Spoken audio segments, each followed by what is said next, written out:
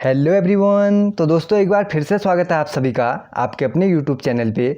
आज की वीडियो में हम देखने वाले हैं उत्तराखंड सामान्य ज्ञान को, जिसके अंदर हम देखेंगे अनुसूचित जाति और जनजाति से रिलेटेड इंपॉर्टेंट क्वेश्चंस को। और आज की क्लास एक रिवीजन क्लास की तरह होने वाली है। तो चलिए दोस्तों साथ मिलकर आज की वीडियो को भी स्टार्ट करते हैं।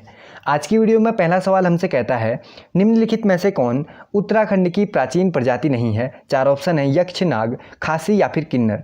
कौन उत्तराखंड की प्राचीन प्रजाति नहीं है, कौन नहीं होगी, खासी नहीं होगी। यानी ऑप्शन नंबर सी हो जाएगा इसका बिल्कुल राइट ऑप्शन। क्योंकि जो खासी जनजाति है कहाँ से बिलोंग करती है, मेघालय से बिलोंग करती है खासी जनजाति। ये भी आपको याद कर लेना है। मेघालय के साथ साथ यह असम में भी पाई जाती है। बढ़ते हैं दोस्तों नेक्स्ट क्वेश्चन की ओर। अगला सवाल, मौड़ मेला आयोजित होता है। सिंपल सा क्वेश्चन है, मौड़ मेला कहाँ आयोजित होता है। जौनसार क्षेत्र में। ऑप्शन नंबर सी राइट हो जाएगा। अगला सवाल, निम्नलिखित में से कौन उत्तराखंड में नहीं मिलते हैं। उत्तराखंड में थारू मिलते हैं, बोक्सा भी मिलते हैं, जौनसारी भी मिलते हैं, लेकिन उत्तराखंड में भील नहीं मिलते हैं। यानी ऑप्शन नंबर बी हो जाएगा यहाँ पर बिल्कुल राइट ऑप्शन। क्योंकि भील जनजाति का संबंध कहाँ से है, भील जनजाति का संबंध है गुजरात से। और गुजरात के साथ साथ यह मध्य प्रदेश में पाए जाते हैं। मध्य प्रदेश, गुजरात और मेनली छत्तीसगढ़ में भी ये पाए जाते हैं। तीनों को आपको याद कर लेना है, गुजरात में, मध्य प्रदेश में और छत्तीसगढ़ में।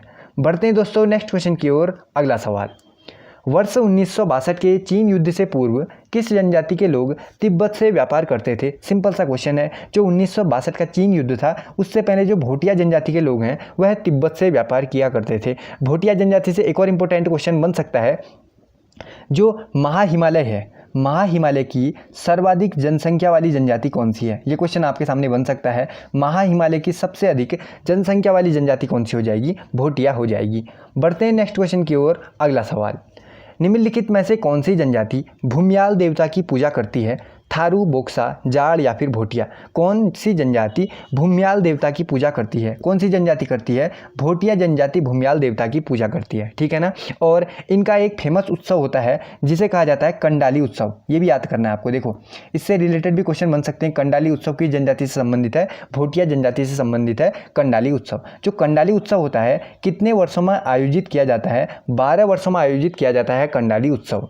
बढ़ते हैं नेक्स्ट क्वेश्चन की ओर। अगला सवाल, उत्तराखंड राज्य के जौनसारी जनजाति के खसास वर्ग के अंतर्गत कौन आते हैं। बताओ, जो जौनसारी जनजाति है इसमें जो खसास वर्ग है उसके अंतर्गत कौन कौन आएंगे वो हमें बताना है। सबसे पहले इसको हम जानते हैं, जो जौनसारी जनजाति है ना इसको 3 वर्गों में बांटा गया है। कितने वर्गों में, 3 वर्गों में। सबसे पहला वर्ग हो गया खसास वर्ग। सबसे पहला वर्ग कौन सा हो गया, खसास वर्ग। दूसरा वर्ग कौन सा आता है, कारीगर। दूसरा वर्ग आएगा हमारा कारीगर वर्ग। और तीसरा वर्ग कौन सा आता है, तीसरा वर्ग आता है इसका हमारे पास हरिजन खसास। तीसरा आएगा हरिजन। इसको मैं यहाँ पर लिख लेता हूँ। देखो 3 वर्गों में बांटा है। सबसे फर्स्ट में आएगा खसास वर्ग, दूसरा आएगा कारीगर, दूसरा आ गया कारीगर और तीसरा आ गया हरिजन खसास, हरिजन खसास। ठीक है, इन तीनों के बारे में हम लोग जानते हैं। सबसे पहले बात करते हैं खसास वर्ग के बारे में। देखो जो खसास वर्ग है जो हमसे क्वेश्चन में पूछा है इसके अंतर्गत आते हैं ब्राह्मण और राजपूत लोग। ठीक। दूसरा वर्ग आता है कारीगर। कारीगर वर्ग के अंतर्गत आते हैं सुनार, लोहार और बढ़ई लोग। तीसरा आता है हरिजन खसास। हरिजन खसास वर्ग के अंतर्गत कौन लोग आते हैं, इसके अंतर्गत कोली, मोची, ये वर्ग आता है हरिजन खसास के अंतर्गत। ठीक, तीनों के बारे में मैंने आपको बता दिया। बढ़ते हैं दोस्तों नेक्स्ट क्वेश्चन की ओर। अगला सवाल, बड़वायक, बट्टा, रावत, वृत्तियाँ, महतो व डहैत आदि थारू जनजाति का क्या है ये बताना है आपको। ये ऊपर चीज़ें जो लिखी हुई हैं ये थारू जनजाति में क्या है वो आपको बताना है। यह थारू जनजाति के गोत्र या फिर घराने हैं। ऑप्शन नंबर डी को राइट करते हैं। क्या हैं ये सारी चीज़ें, गोत्र और घराने हैं। बढ़ते हैं नेक्स्ट क्वेश्चन की ओर। अगला, थारू जनजाति में विवाह के 2-3 माह बाद जब चैत या बैसाख माह में लड़की स्थायी रूप से अपने पति के घर चली जाती है तो इस रस्म को क्या कहा जाता है। इससे भी क्वेश्चन बनते हैं। देखो थारू जनजाति में विवाह से संबंधित ये क्वेश्चन बन सकते हैं। सबसे पहले जो थारू जनजाति है इसमें अगर सगाई होगी, सबसे पहले जानो 3 चीज़ें हैं। सबसे पहले अगर सगाई होगी तो सगाई वाली रस्म को क्या कहा जाता है, अपना पराया। इसको याद कर लो। सबसे पहले सगाई हो रही होगी तो उसे क्या कहा जाएगा, उस रस्म को कहा जाएगा अपना पराया रस्म। ठीक है। उसके बाद जब बात फिक्स हो गई शादी की, यहाँ पर लिख लेता हूँ मैं, अगर बात क्या हो जाती है, फिक्स हो जाती है तो उसे क्या कहा जाता है, उसे कहा जाता है बात कट्टी। इसको यहाँ पर लिख लिया मैंने, देखो बात कट्टी, अगर शादी की बात फिक्स होगी उसे कहा जाएगा बात कट्टी। जब स्थायी रूप से लड़की अपने पति के घर चली जाएगी उस रस्म को कहा जाएगा चाला। तीनों के 3 क्वेश्चन बन सकते हैं जो वो मैंने आपको बता दिए। अगले सवाल की तरफ साथ में बढ़ते हैं। अगला, उत्तराखंड राज्य की भोटिया जनजाति की सामाजिक व्यवस्था के संदर्भ में निम्न में से कौन सा कथन गलत है? जो कथन गलत है वो हमें बताना है। इनमें पितृसत्तात्मक और पितृस्थानीय प्रकार का परिवार होता है, आप सभी को पता होगा, होता है। संपत्ति का विभाजन पिता के जीवित रहते ही हो जाता है, ये भी ठीक बात है। और इनके युवा ग्रह में रंगभंग कहा जाता है, इनके युवा ग्रहों को ठीक कहा जाता है, ये भी आप सभी ने पढ़ा होगा। लेकिन इसमें कौन सा गलत है फिर? इनके समाज में स्त्रियों की अत्यंत निम्न दशा होती है, यह कथन यहाँ पर गलत लिखा गया है, क्योंकि भोटिया जनजाति में ऐसा कुछ नहीं होता। तो कौन सा ऑप्शन गलत हो जाएगा? ऑप्शन कौन सा गलत हो जाएगा? ऑप्शन नंबर सी गलत हो जाएगा। एक और चीज़ आपको याद रखनी है, आपसे पूछा जाएगा जो रंगभंग है, ठीक, रंगभंग का संबंध किस जनजाति से है, ये क्वेश्चन आपसे बन सकता है। तो कौन सी जनजाति से है? भोटिया जनजाति से है, ठीक। अब अगले सवाल की तरफ हम साथ में बढ़ते हैं। अगला सवाल देखो, किस जनजाति द्वारा ऋतु प्रवास किया जाता है? अब बताओ फिर, थारू, बोक्सा, भोटिया या फिर राजी, किस जनजाति द्वारा ऋतु प्रवास किया जाता है? भोटिया जनजाति द्वारा ऋतु प्रवास किया जाता है। ऑप्शन नंबर सी राइट हो जाएगा, क्योंकि आप सभी को पता होगा भोटिया जनजाति के बारे में आप सभी ने पढ़ा होगा। यह अर्ध घुमंतु जनजाति है, अर्ध घुमंतु है और यह ऋतु प्रवास भी करती है, यानी ऑप्शन नंबर सी को राइट कर लेते हैं। फिर अगला देखो, थारू लोग अधिकांशतः कहाँ निवास करते हैं? आप सभी को याद होना चाहिए, देहरादून, उधम सिंह नगर, पिथौरागढ़ या फिर चमोली। हमसे क्या पूछा है? थारू लोगों के बारे में पूछा है और पूछा है कि अधिकांशतः कहाँ निवास करते हैं। सभी को पता होगा उधम सिंह नगर में निवास करते हैं थारू लोग सबसे ज़्यादा। कौन सा राइट कर लें? ऑप्शन नंबर बी राइट करते हैं। इनसे एक और क्वेश्चन बन सकता है, देखो अगर आपसे पूछेगा कुमाऊं में सर्वाधिक जनसंख्या वाली जनजाति कौन सी है? कुमाऊं में सर्वाधिक जनसंख्या वाली जनजाति कौन सी है? तो क्या राइट करोगे? थारू करोगे। कुमाऊं के साथ साथ अगर पूछता है उत्तराखंड में सबसे ज़्यादा जनसंख्या वाली जनजाति कौन सी है, तब भी क्या राइट करोगे? थारू करोगे। जो थारू जनजाति है ना, सबसे ज़्यादा कहाँ पाई जाती है? उधम सिंह नगर में, ये आपको पता हो गया। और इनसे क्या क्वेश्चन बन सकता है? सबसे अगर पूछ लिया कुमाऊं की सर्वाधिक जनसंख्या वाली जनजाति कौन सी है, तब भी थारू राइट करोगे अगर कुमाऊं की पूछ ली तो। अगर पूरे राज्य के संदर्भ में पूछ लिया कि उत्तराखंड की सर्वाधिक जनसंख्या वाली जनजाति यूके की कौन सी हो जाएगी? उत्तराखंड की, तब भी थारू हो जाएगी। दोनों कथन आपको पता है। अब अगले की तरफ हम बढ़ जाते हैं। निम्न में से किस त्योहार को थारू लोग खिचड़ी नृत्य करते हैं? सिंपल सा क्वेश्चन है, बहुत जगह पेपरों में आपने देखा भी होगा। थारू लोग जो खिचड़ी नृत्य करते हैं कौन से त्योहार के उत्सव पर करते हैं, अवसर पर करते हैं? होली। होली में क्या करते हैं थारू लोग? खिचड़ी नृत्य करते हैं। एक और क्वेश्चन बनता है थारू जनजाति से, इसको भी आपको याद करना है। एक त्योहार है इनका काफ़ी फेमस, बजहर। दोबारा लिख लेता हूँ मैं इसको, देखो क्या त्योहार है? बजहर। बजहर त्योहार किस जनजाति से संबंधित है? थारू जनजाति से संबंधित है, ठीक है। अब अगले की तरफ हम बढ़ जाते हैं। किस जिले में अनुसूचित जनजातियों की संख्या सर्वाधिक है? बताओ फिर, किस जिले में अनुसूचित जनजातियों की संख्या सर्वाधिक है? कहाँ हो जाएगी? उधम सिंह नगर में हो जाएगी। 4 ऑप्शन पढ़ सकते हैं, उधम सिंह नगर को राइट करते हैं। अगला, निम्नलिखित में से कौन देहरादून में सबसे ज़्यादा संख्या में है? बताओ, भोटिया, बोक्सा, जौनसार या फिर थारू। सबसे ज़्यादा देहरादून में संख्या में कौन सी जनजाति है? Jaunsari. Option number C right हो जाएगा, ठीक है ना। और एक और क्वेश्चन इनसे बनता है, उत्तराखंड में दूसरे नंबर में सबसे ज़्यादा जनसंख्या वाली जनजाति कौन सी है? उत्तराखंड में दूसरे नंबर में सबसे ज़्यादा जनसंख्या वाली जनजाति कौन सी हो जाएगी? ये हो जाएगी जौनसारी, ठीक है ना। और अगर आपसे पूछता है सिंपली गढ़वाल की सर्वाधिक जनसंख्या वाली जनजाति, गढ़वाल की सर्वाधिक जनसंख्या वाली जनजाति कौन सी है? तो वह भी कौन सी हो जाएगी? जौनसारी हो जाएगी। दोनों कथनों में आपको याद कर लेना है। अब अगले सवाल की तरफ हम साथ में बढ़ जाते हैं। अगले में हमसे पूछा गया निम्नलिखित में से कौन सुमेलित नहीं है? चलो इसको भी देख लेते हैं। भील संबंधित है गुजरात से, ठीक। जौनसारी जनजाति वो अपने उत्तराखंड की ही है। खासी जनजाति मेघालय की है, सिंपल है। लेकिन संथाल जनजाति छत्तीसगढ़ में नहीं पाई जाती। संथाल जनजाति सर्वाधिक कहाँ पाई जाती है? झारखंड में पाई जाती है। झारखंड से संबंधित है संथाल जनजाति। झारखंड के साथ साथ यह उड़ीसा में भी पाई जाती है। झारखंड के साथ साथ क्या याद रखना है? उड़ीसा में भी पाई जाती है संथाल जनजाति। तो कौन सा सुमेलित नहीं था? ऑप्शन नंबर सी वाला। इसको राइट करने के बाद अगला देखो, उत्तराखंड के जौनसारी जनजाति के संबंध में निम्न कथनों में से कौन सत्य नहीं है? जो सत्य नहीं है वो हमें बताना है। इनमें एक पत्नी प्रथा का दृढ़ता से पालन किया जाता है। देखो जौनसारी जनजाति के बारे में आपने पढ़ा होगा, इनमें बहुपति विवाह का प्रचलन था। सबसे पहले क्या था? बहुपति विवाह था। इसके बाद धीरे धीरे आपने याद किया होगा, बेबी की हो गया, बोई दोदी की हो गया, बाजदिया होगा, इस तरीके के अनेक विवाहों का प्रचलन अभी यहाँ है। तो पहला वाला क्या कर लेते हैं? सत्य नहीं है, मैं इसको कर लेते हैं, जो ठीक नहीं है।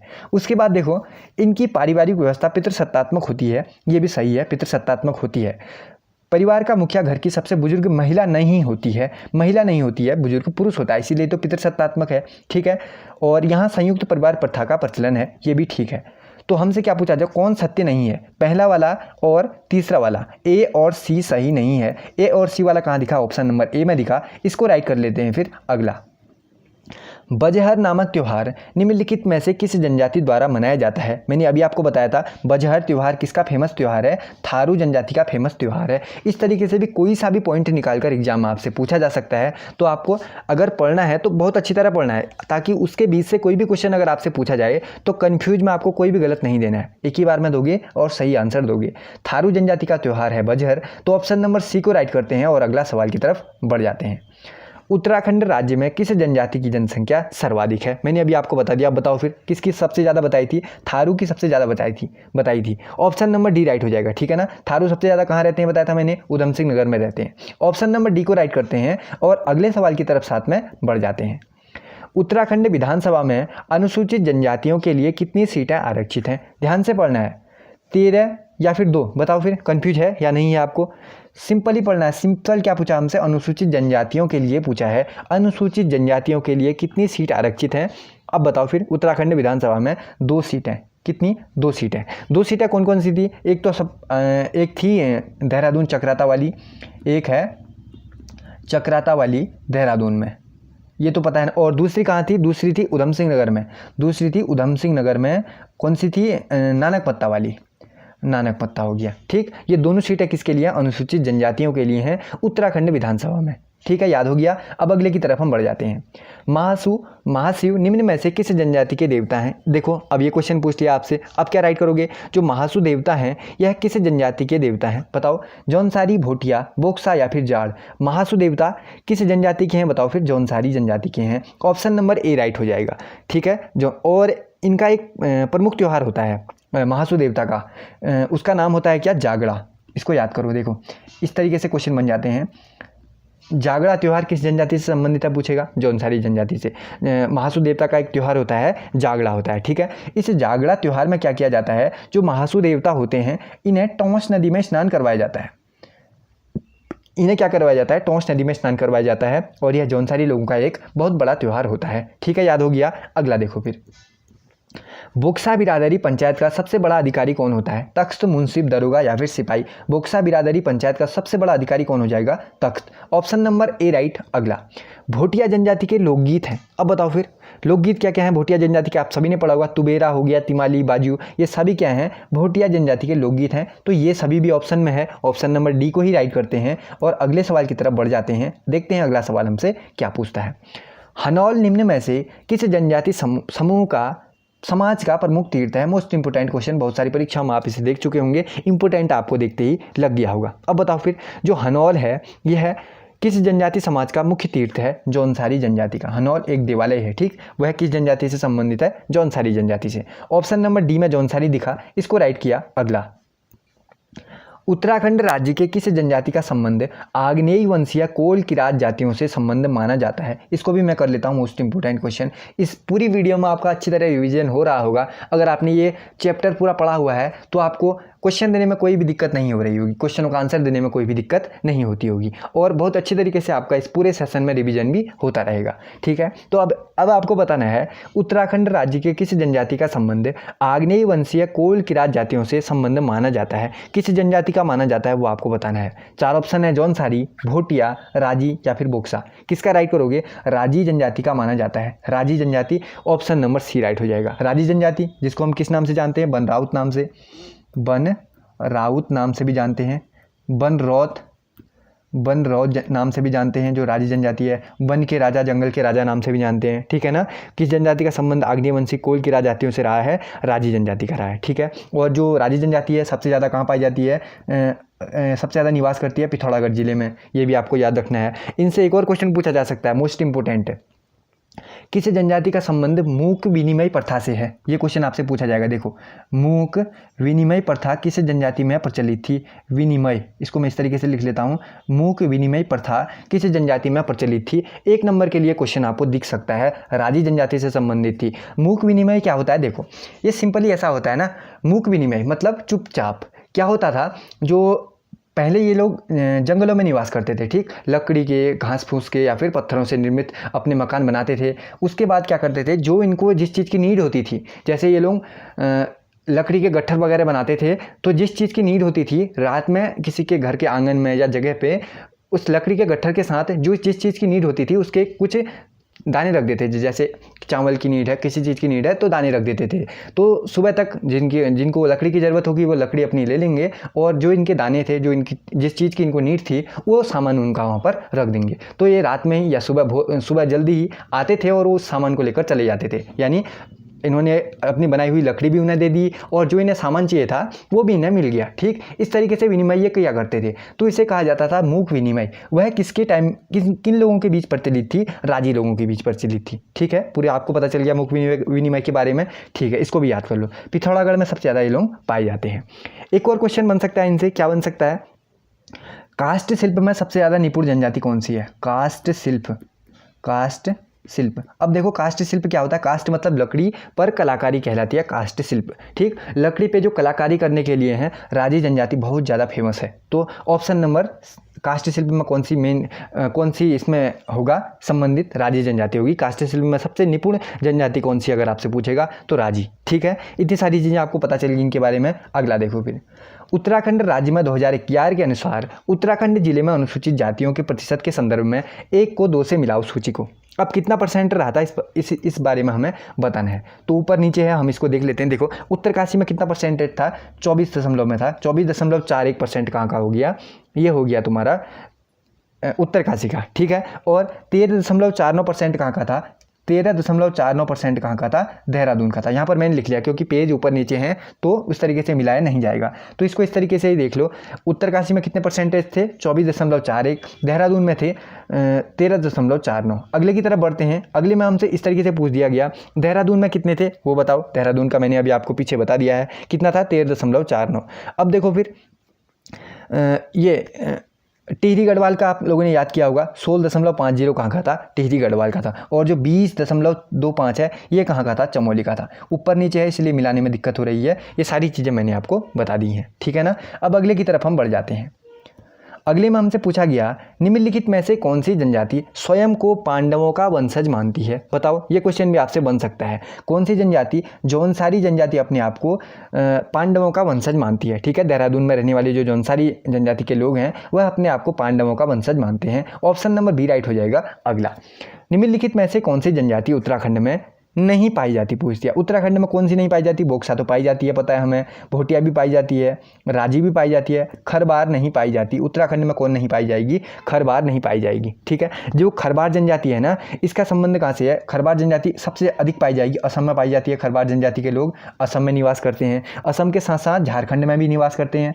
खरबार जनजाति कहाँ से संबंधित है? असम झारखंड के साथ साथ है, और छत्तीसगढ़ में भी ये लोग पाए जाते हैं। छत्तीसगढ़ में भी इस जनजाति के लोग रहते हैं। तो इन तीनों में मेनली रहते हैं। खरबार उत्तराखंड की नहीं है।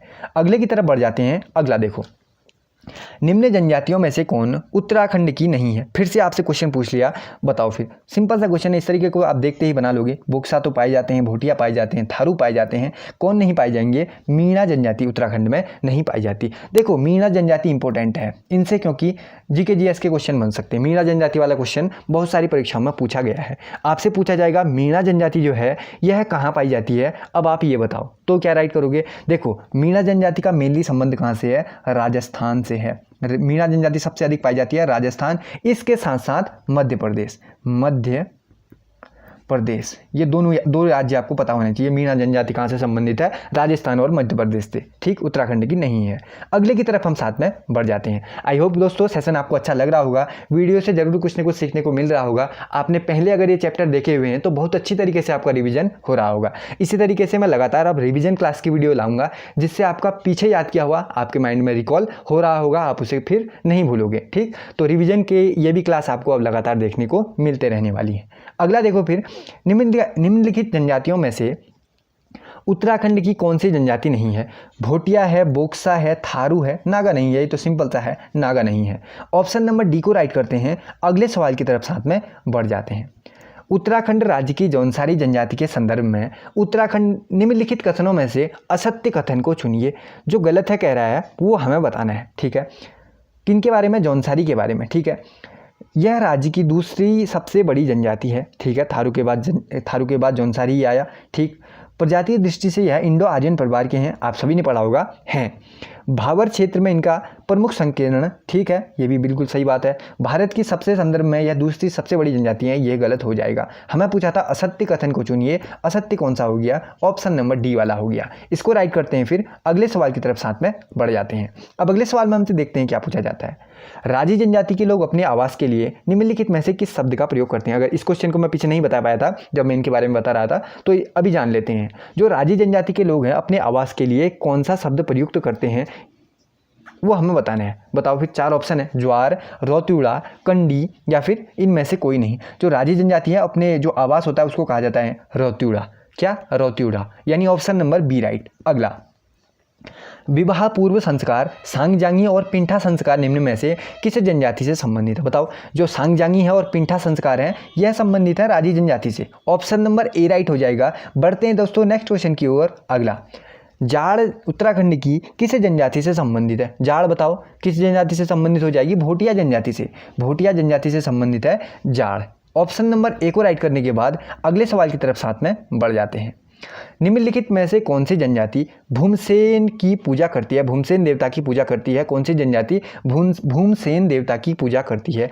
थारू जनजाति भूमसेन देवता की पूजा करती है, यानी ऑप्शन नंबर ए में थारू दिखता है। इसी को राइट करते हैं। अगला सवाल, सरकार ने भोटिया जनजाति को अनुसूचित जनजाति में अधिसूचित किया था। बताओ फिर। सरकार ने जो भोटिया जनजाति है इसको 1967 में ही एसटी में अधिसूचित कर दिया था, यानी ऑप्शन नंबर ए राइट हो जाएगा। अगला, उत्तराखंड राज्य के गढ़वाल क्षेत्र की सबसे बड़ी जनजाति है। मैंने अभी आपको बताया था, ठीक है। गढ़वाल का सबसे ज़्यादा पूछेगा तो क्या राइट कर लोगे? सीधे सीधे जौनसारी राइट कर लोगे। अगर कुमाऊं का पूछेगा, एक बार और दिखा देता हूँ, देखो। कुमाऊं का पूछा या फिर उत्तराखंड का पूछा तो दोनों में सबसे ज़्यादा कौन बड़ी हो जाएगी? थारू सबसे ज़्यादा हो जाएगी। याद आ गया ना आपको? और गढ़वाल में सबसे बड़ा पूछा तो कौन सा हो जाएगा? जौनसारी हो जाएगा। अगले सवाल की तरफ दोस्तों बढ़ जाते हैं। अगला देखो फिर, उत्तराखंड में पाई जाने वाली जौनसारी जनजाति में निम्नलिखित किस प्रजाति के मिश्रित लक्षण पाए जाते हैं? जौनसारी जनजाति में किस प्रजाति के मिश्रित लक्षण पाए जाते हैं वो हमें बताना है। मंगोल एवं डोम प्रजाति के मिश्रित लक्षण पाए जाते हैं। ऑप्शन नंबर सी को राइट कर लेते हैं। अगले सवाल की तरफ बढ़ जाते हैं। गढ़वाल क्षेत्र का तलवार ढाल के साथ किया जाने वाला नृत्य कौन सा होता है? सैरो नृत्य होता है जो तलवार और ढाल के साथ किया जाता है। ऑप्शन नंबर डी राइट हो जाएगा। अगला, किस जनजाति के लोग अधिकतर जंगलों में रहते हैं? अभी मैंने आपको बताया भी था। कौन सी जनजाति? राजी जनजाति के लोग कहाँ रहते हैं? अधिकतर जंगलों में रहते हैं। अगला, किस जनजाति के लोग तिब्बत से व्यापार किया करते थे? सिंपल सा क्वेश्चन है। भोटिया जनजाति के लोग तिब्बत से व्यापार किया करते थे। अगला, कुछ क्वेश्चन ऐसे होंगे जिनको बार बार रिपीट हो रहे होंगे, उसको हम इसी तरीके से देखते हुए जाएंगे। हम चाहेंगे कि कम समय में आपको क्या हुआ, ज़्यादा क्वेश्चन आ पाएँ, ठीक। टाइम को ज़्यादा वेस्ट नहीं करेंगे। अच्छे क्वेश्चनों को मैं लेकर आया हूँ, तो जो पहले ही रिपीट हो चुके हैं उनको हम सीधे आंसर करेंगे और आगे बढ़ जाएंगे। अगला देखो फिर, अगले हमसे पूछा है, इन क्वेश्चन से एक और क्वेश्चन बन सकता है। देखना, जौनसारी संगीत के जनक कौन है? देखो, जौनसार से रिलेटेड कुछ क्वेश्चन बन सकते हैं, जैसे जौनसारी संगीत के जनक आपसे पूछा जा सकता है, और जौनसार क्षेत्र के प्रथम समाज से भी आपसे पूछा जा सकता है। जौनसार के प्रथम कवि कौन थे? फादर ऑफ जौनसार भावर से संबंधित प्रथम व्यक्ति कौन है? और साथ ही जो जौनसार में राजनीतिक जागरूकता है उसका जनक किसे कहा जाता है? कोई भी क्वेश्चन आपसे पूछा जा सकता है, एक एक करके हम सभी को देखेंगे। सबसे पहले बात करते हैं, जौनसारी संगीत के जनक किसे कहा जाता है? जौनसारी संगीत के जनक कौन है? नंदलाल भारती हैं। एक याद कर लिया। जो क्वेश्चन में आपको कंफ्यूजन होगा, जो आपको याद नहीं होगा, उसको अपनी नोटबुक में नोट भी कर लेना। सबसे पहले देखो, जौनसारी संगीत के जनक कौन है? नंदलाल भारती हैं। एक क्वेश्चन ये हो गया, कवर हो गया, ठीक है। अगर आपको आता है तो नहीं लिखना है, नहीं आता तो लिख लेना है। दूसरा क्वेश्चन देखो। अब दूसरा क्वेश्चन आपसे पूछा जाएगा, जौनसार के प्रथम समाज सेवी कौन है? जौनसार के, इस तरीके से क्वेश्चन लिखोगे, देखो, जौनसार के प्रथम समाज सेवी कौन है? जौनसार के प्रथम समाज सेवी कौन है? क्या राइट करोगे? केदार सिंह। केदार सी है। मैं आपको लिख के दिखाता हूँ। जौनसार के प्रथम समाजसेवी कौन है? केदार सिंह। दूसरा क्वेश्चन ये कवर हो गया। अगले सवाल की तरफ बढ़ते हैं। तीसरा क्वेश्चन आपसे बन सकता है, जौनसार के प्रथम कवि कौन है? जौनसार के प्रथम कवि कौन है? अब बताओ फिर, जौनसार के प्रथम कवि कौन है? पंडित शिवराम। क्या राइट करोगे? पंडित शिवराम हैं जौनसार के प्रथम कवि। 3 क्वेश्चन हो गए। अगर आपको आता है तो नहीं लिखना है, नहीं आता तो लिख लेना है। 4th क्वेश्चन देखो। चौथा क्वेश्चन आपसे पूछा जा सकता है, जौनसार में राजनीतिक जागरूकता का जनक किसे माना जाता है? जौनसार में राजनीतिक जागरूकता का जनक, शॉर्ट में लिख रहा हूँ मैं, आपको पूरा लिखना है। चौथा क्वेश्चन है, जौनसार में राजनीतिक जागरूकता का जनक किसे माना जाता है? क्या राइट करोगे? इंपॉर्टेंट क्वेश्चन है, गुलाब सिंह है। क्या राइट करोगे? गुलाब सिंह। ठीक है, अगले क्वेश्चन की तरफ बढ़ते हैं। 5वां क्वेश्चन आपके सामने बन सकता है, फादर ऑफ जौनसार बाबर। इस तरीके से मैं लिख लेता हूँ, देखो, फादर ऑफ जौनसार, शॉर्ट में लिखा है मैंने, बाबर सम्मान से सम्मानित प्रथम व्यक्ति कौन है? प्रथम व्यक्ति कौन है? बताओ। फादर ऑफ जौनसार बाबर सम्मान से सम्मानित प्रथम व्यक्ति कौन है? भाव सिंह चौहान। कौन है? भाव सिंह चौहान।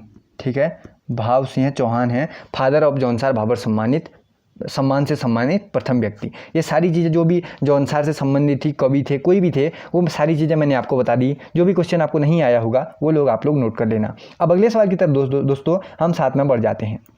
अगले में हमसे पूछा गया, खुमरी नामक राजनीतिक संस्था किस जनजाति में पाई जाती थी? अब बताओ फिर, खुमरी नामक जो संस्था है यह पाई जाती थी जौनसारी जनजाति में। यानी ऑप्शन नंबर ए को राइट कर लेते हैं। अगले सवाल की तरफ बढ़ जाते हैं। जो तुबेरा, बाजू और तिमली हो गए, किस जनजाति के लोकगीत हैं? मैंने आपको बताया था कौन सी जनजाति के, भोटिया जनजाति के लोकगीत थे तुबेरा, बाजू, तिमली, ये सारी चीज़ें। ठीक, अगले सवाल की तरफ बढ़ते हैं। उत्तराखंड राज्य के निम्नलिखित किस जनजाति को खसास, कारीगर और हरिजन खसास में बांटा जाता है? तीनों के बारे में मैंने आपको बताया था। अब इस तरीके से क्वेश्चन आपसे पूछा जाएगा, खसास हो गया, कारीगर हो गया, हरिजन खसास हो गया, इसमें कौन सी जनजाति को बांटा गया है? तब क्या राइट करोगे? तब राइट करोगे जौनसारी, क्योंकि मैं आपको पीछे ही बता चुका हूँ। हो रहा है ना रिवीजन अच्छी तरह? तो इसी तरीके से क्लास में लगातार लाते रहूँगा ताकि आपने जो भी याद किया हुआ है दोबारा आपका रिवीजन बढ़िया तरीके से होता जाए। ठीक, अब अगले सवाल की तरफ हम साथ में बढ़ते हैं। ब्यासी, जाड़, जेठरा, छापरा तथा 14सी आदि उत्तराखंड राज्य की निम्नलिखित किस जनजाति की उपजातियाँ हैं? बताओ फिर, कौन सी जनजाति की उपजातियां हैं? जो जाड़ हो गया, जेठरा हो गया। देखो, इस टाइप के क्वेश्चन में आपको सबसे पहले क्या दिखा? यहाँ पर जाड़ दिखा, तो जाड़ दिखते ही आपके लोग क्या राइट कर लोगे? भोटिया राइट कर लोगे। सारी चीज़ें देख लो, तो जाड़ दिखा इसलिए मैंने क्या राइट कर लिया? भोटिया। यही राइट हो जाएगा। अगला, उत्तराखंड राज्य को निम्नलिखित कौन सी जनजाति अपने को पंवार राजपूत से संबंधित मानते हैं? ये क्वेश्चन भी बना है बहुत बार। अपने आप को कौन पंवार राजपूत से संबंधित मानते हैं? कौन मानते हैं? बोक्सा जनजाति के लोग अपने आप को पंवार राजपूत से संबंधित मानते हैं। यानी ऑप्शन नंबर डी को राइट कर लेते हैं। अगले सवाल की तरफ साथ में बढ़ जाते हैं। देखते हैं अगला सवाल हमसे क्या पूछता है। बिस्सू, दियाई, नुणाई, जागड़ा तथा माघ त्योहार मनाया जाता है। कौन सी जनजाति द्वारा ये त्यौहार दिए गए हैं कुछ, ये मनाए जाते हैं? बताओ फिर, बिस्सू, दियाई, नुणाई कहाँ किसके थे? जौनसारी जनजाति के थे। यानी ऑप्शन नंबर ए को राइट कर देते हैं। अगला देखो, कारक, कर्क या फिर मकारा, मकर संक्रांति किन के प्रमुख त्योहार हैं? ये तो आपको पता होना ही चाहिए। जो कर्क और मकर है यह किस जनजाति के मेन त्योहार हैं? बताओ फिर, राजी जनजाति के। ठीक, जो कर्क, कारक और मकारा है ना, ये किस जनजाति के हैं? दोनों को आपको याद करना है, राजी जनजाति से संबंधित है। बढ़ते हैं दोस्तों नेक्स्ट क्वेश्चन की ओर। अगला, महाहिमालय की सबसे अधिक जनसंख्या वाली जनजाति कौन सी है? महाहिमालय में सबसे ज़्यादा जनसंख्या वाली जनजाति मैंने आपको पीछे बताया था, भोटिया जनजाति महाहिमालय की सर्वाधिक जनसंख्या वाली जनजाति है। अगला, निम्न में से रुम्बा किसकी भाषा है? मोस्ट इंपोर्टेंट क्वेश्चन, रुम्बा किसकी भाषा है? बताओ फिर, जाड़ की भाषा है रुम्बा। यानी ऑप्शन नंबर कौन सा राइट हो जाएगा? ऑप्शन नंबर सी राइट हो जाएगा। क्वेश्चन आपसे पूछा, जाड़ की भाषा आपसे पूछ सकता है, तो ऑप्शन में रोम्बा होगा तो उसको राइट करोगे। रोम्बा किसकी भाषा है पूछ लिया तो जाड़ ऑप्शन में दिखा, तो क्या राइट कर लिया हम लोगों ने? राइट ऑप्शन क्या कर लिया? जाड़ कर लिया। ठीक है ना, अगले सवाल की तरफ बढ़ते हैं। अगला देखो, ये देखो क्वेश्चन आ भी गया। अभी हमने सारे क्वेश्चन अभी पीछे देखे थे, फिर से यहाँ पर ये वाला क्वेश्चन बन गया जिसमें हमें सूची ए को सूची बी से सुमेलित भी करना है। देखो, जौनसार के प्रथम कवि कौन हो जाएंगे? जौनसार के प्रथम कवि हो जाएंगे पंडित शिवराम। ठीक है। और साथ में देखो ये भी मैंने आपको बताया था, जौनसार के प्रथम समाज सेवी कौन हो जाएंगे, केदार सिंह। फादर ऑफ जौनसार सम्मान से सम्मानित कौन हो जाएंगे, भाव सिंह चौहान। बचा हुआ जौनसार के आधुनिक कवि रतन सिंह जौनसारी। इस तरीके से हम इनको क्या मिला चुके हैं, सीधे सीधे ही मिला चुके हैं। अब अगले सवाल में हमसे पूछा गया उत्तराखंड राज्य के कुमाऊं क्षेत्र का सबसे बड़ा जनजातीय समुदाय कौन सा है। हमसे क्या पूछा है, उत्तराखंड राज्य के कुमाऊं क्षेत्र का। अभी हम बना तो चुके हैं कुमाऊं या फिर उत्तराखंड, तो क्या राइट करोगे, थारू। ऑप्शन नंबर क्या हो जाएगा, ए हो जाएगा यहाँ पर बिल्कुल राइट ऑप्शन। तो दोस्तों आज की वीडियो में इतने ही क्वेश्चन है। इसके आगे के जो भी क्वेश्चन होंगे मैं अगले सेशन में आपके साथ जरूर से शेयर करूंगा। आई होप दोस्तों वीडियो आपको अच्छी लगी होगी। जरूर वीडियो के साथ साथ आपको कुछ ना कुछ सीखने को मिलता रहता होगा। तो एक काम करना, अगर आपको वीडियो अच्छी लगी है, वीडियो से जरूर कुछ ना कुछ सीखने को मिलता रहता है, अपने एक दो दोस्तों के साथ वीडियो को क्या कर दिया करो, शेयर कर दिया करो। और हाँ, उन्हीं दोस्तों के साथ शेयर किया करो जो आगामी किसी भी परीक्षा की तैयारी, यूपीएससी हो, यूपीएससी हो, किसी भी एग्जाम्स की तैयारी कर रहे हैं, बस उन्हीं के साथ वीडियो शेयर किया करो। ठीक, इसी तरीके की लगातार वीडियो मैं आपके लिए लाता रहूँगा जिससे आपको फ़ायदा जरूर होगा। ठीक, इस कुछ क्वेश्चन अभी हमने यहाँ देखे, उन्हीं क्वेश्चन को मैंने स्किप किया है, कुछ मैंने प्रैक्टिस सेट में नहीं रखे हैं जो बार बार रिपीट हो रहे थे। इसके आगे के क्वेश्चन को देखेंगे अगली वीडियो में। आई होप आपको वीडियो अच्छी लगती होगी, लाइक कर देना वीडियो को। ठीक, जल्दी अगली वीडियो में फिर से मुलाकात होगी। जय हिंद, जय भारत।